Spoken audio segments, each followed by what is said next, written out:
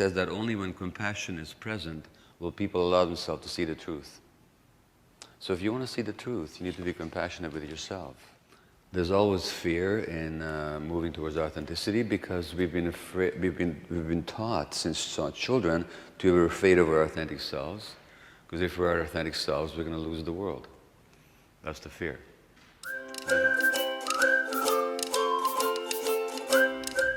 Hi, I'm Dr. Angie Holzer, and I specialize in yoga for mental health. So learning to be authentic is important in our healing process. Because we are learning to recognize and express our healthy emotions, learning to be mindful of what's happening in our body and mind, and learning ways to reach the state of balance. As we use tools in our healing process, such as yoga practice, meditation, breathing exercises to work through sensations of our body, we need to be compassionate to ourselves, says Dr. Mate, as we become our authentic self. So how do we become authentic? Let's listen. I don't experience authenticity usually as one of jumping. I usually as discovering day by day through some gradual practice and some self-awareness of how we're not authentic. It's not a question of jumping into anything, not in my view. Because we already are authentic. You can't not be authentic. You're just not in touch with it. And we have all these defenses and all these mechanisms with which we keep from being authentic, like being nice all the time. So that it's not a question of jumping in, it's a question of uncovering through patient and compassionate, kind, self-observation, the way in which you're not being authentic. So one spiritual teacher says that liberation is not some great thing that you achieve all of a sudden. Liberation happens every time that you realize that you're not your personality. People who are diagnosed with antisocial, it's not that they sacrifice the relationship for authenticity. They also don't know how to be authentic. Their withdrawal from relationship is not because they want to be authentic. Their withdrawal from relationship is because they're afraid of relationships. And why are they afraid of relationships? Because they were very hurt in relationships. And you were very badly hurt, then one way you protect yourself is you just close down and you're not going to open yourself up. And I'll talk about that later actually. But so the antisocial personality is somebody who is being so hurt that they withdraw. And you'll see this in your shelter sometimes. They won't trust you. They will close down. They will push away from contact. It's not because they want to be authentic. It's because they're terrified of relationships. Because when they were open to a relationship, which is when they were infants, they were badly hurt. Now, so that's one side of your question. The other side of your question is that, yes, sometimes people choose to be authentic, and when they do, they have to give up relationship. Some relationships. For example, what if you're one of these people that is always nice, and is always serving others, and is always available, and never says no? And then something happens. Maybe you get cancer. Maybe you get depressed. Maybe you just had some therapy and you realize that you're not being authentic. Then you choose to be authentic. Now, choosing to be authentic means that when you feel no, you're going to say no. But all of a sudden, all these people who like you because you're always saying yes don't like you anymore. Well, then you're sacrificing the relationship for the authenticity. Except, what you're going to find is when you become authentic, you're going to attract other authentic people to you. And the people in your life who are willing to handle authenticity will not reject you, they will celebrate you. They'll say, hey buddy, it's about time, I'm so glad to see you, assert yourself. I was worried about you. And the people who can't handle that, they will withdraw from you. So in authenticity, there's always the risk of loss of some relationships. And of course, this is why sometimes people stay in relationship with the wrong people, because they're more attached to the relationship than they are to authenticity. So they suppress themselves for the sake of the relationship. And if they're going to be authentic, and the other person can handle it, they'll lose the relationship. The difference is, and here's the huge difference, and this is why your question is so important. The big difference is that when you're a child, you have no choice in the matter, because you're absolutely dependent on the relationship. You're not free to choose anything else. So when it comes to the conflict between authenticity here and attachment there, you have to go for the attachment. You're helpless in the matter. As an adult, you're no longer helpless. When we think that we're helpless, when we think that we're dependent, I need you so badly, I can't live without you. All these pop songs about, I can't live without you. Well, sure you can. The only person that can't live without somebody else is a baby. But the trouble is, it's hard for us to grow up. It's very hard for us not to be babies. This is where it's a choice that we make as to do we choose to grow up or do we choose to stay babies. And yes, sometimes when we choose to grow up, then the people that can't handle it, they will leave us, for sure. Some people, when they realize that they haven't been themselves, then they develop some idealized view of what they would look like if they were themselves, and they get attached to some idealized view of it. So now they get attached to some false image. This is where people get into cults.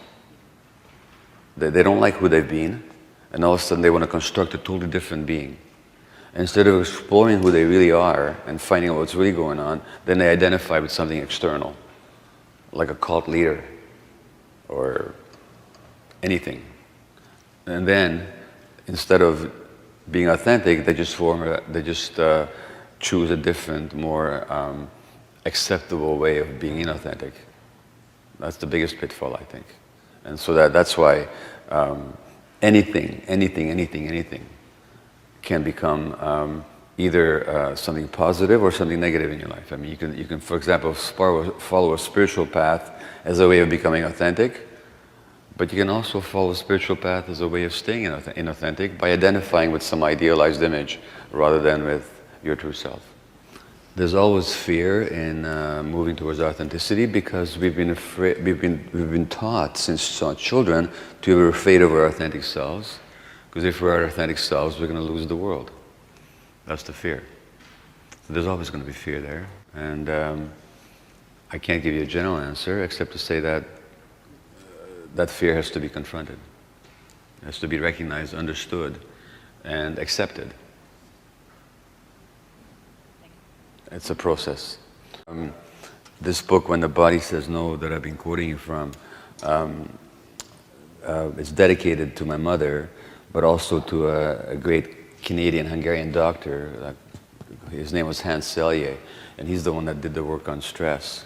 And Selye said, along the lines of what you said, he said that the biggest stresses on human beings are emotional ones, and the biggest stress of all is trying to be who you're not. So that's what you found out.